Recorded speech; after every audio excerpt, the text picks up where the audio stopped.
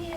My name is Kirstin. I'm a biology and nursing major at Luther College, and currently I'm studying nursing at the Mayo Clinic in Rochester, Minnesota. The basic of my presentation is to talk about how off-campus studying abroad experiences can give future healthcare professionals valuable opportunities to learn languages, experience and become fully immersed in another culture, and to gain a new perspective on global healthcare issues, which is very timely since we just heard about two other presentations. And then kind of what you can take back and apply to the clinical practice. So the first part of my project will explain what I did abroad in Tanzania, and then kind of what I've learned and kind of applied back to my clinicals this year. So my project was in Tanzania, and it was an anthropology class in East Africa, talking about the cultural change among the Maasai. And it occurred in January 2010, and it was through Luther College. And we were mainly on the northern side of Tanzania in the Arusha and Manduli area. So we lived in the Bomas with a Maasai community, and I actually lived with this mama up here, and we pretty much slept, ate, cooked, and worked with the women and the rest of the community while we were there. And although there were a few cultural and language barriers that we encountered, because they do speak Ma, and some of them do speak English as well, but not all of them, so that was a little bit challenging, but by the end I felt like the majority of us were really integrated within the community, and you really felt like you were a family. And I've made friends that I still keep in contact with continually. So, it's very helpful. So these are the areas. I don't know if anyone else studied abroad in Tanzania, but this is where we were. And we were mainly in Manduli, which is in a rural part of the So, we examined a vast variety of topics alongside with working with the community. We also had lectures every morning. So we just discussed the basic of the history, culture, and language. And my favorite topic was learning about their traditional healthcare system. We had the chance to visit with the Laibon, which is the spiritual leader and healer of the Maasai. There's multiple ones with each tribe, but we also were able to observe many different animal sacrifices and kind of learn the history of them and working along with them and what that meant for the healthcare system. And really briefly, we learned about medical plants as well and documented the uses and the benefits.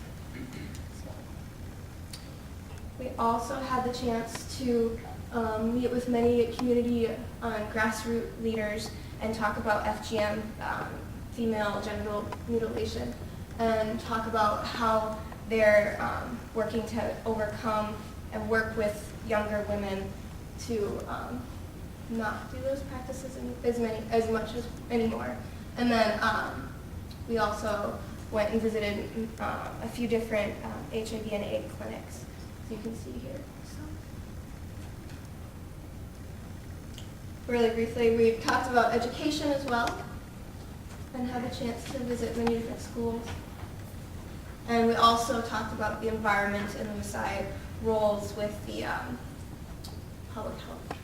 public service areas. So we did go on a safari, but it was towards the end, and it was kind of a moral issue because by the end we were kind of against them. But so we kind of saved it towards the end.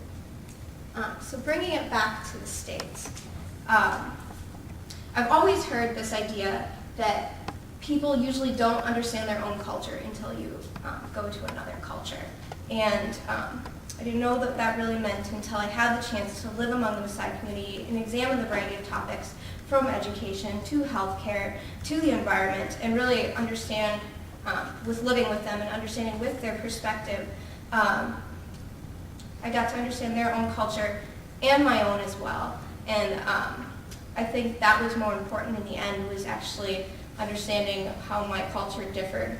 So And when applying that to healthcare, I really like this quote.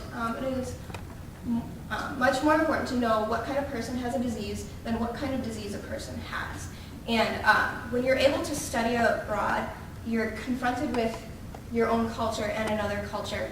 And as a healthcare professional, you need that awareness to work with people that have other cultures than your own, especially with the United States healthcare system becoming more diverse, and we're seeing more immigrants, and especially at the Mayo Clinic where I'm working currently, we are dealing with a lot of international clients, and there are injustices that are occurring with maybe not providing as quality of care as we could be, because we're not addressing and viewing the people holistically.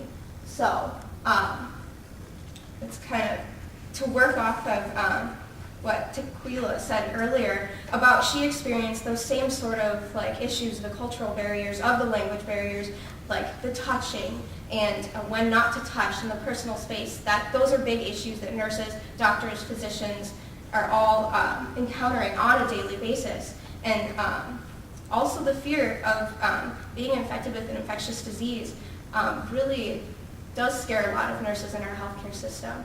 And so by studying abroad, you do get a better sense of kind of overcoming those issues.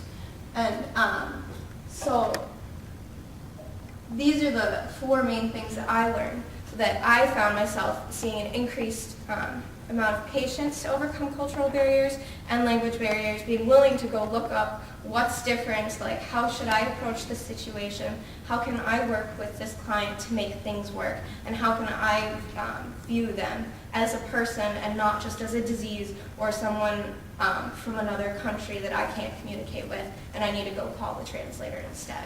So becoming more open-minded, the willingness to integrate traditional medical practices safely into care provided.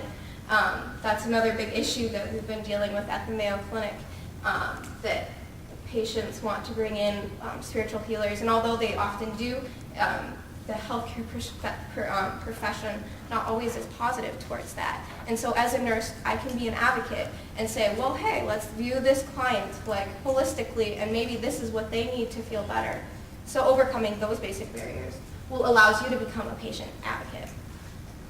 So here's some just basic tips that I kind of threw together that I have, after talking with other students who have studied abroad, that were really helpful.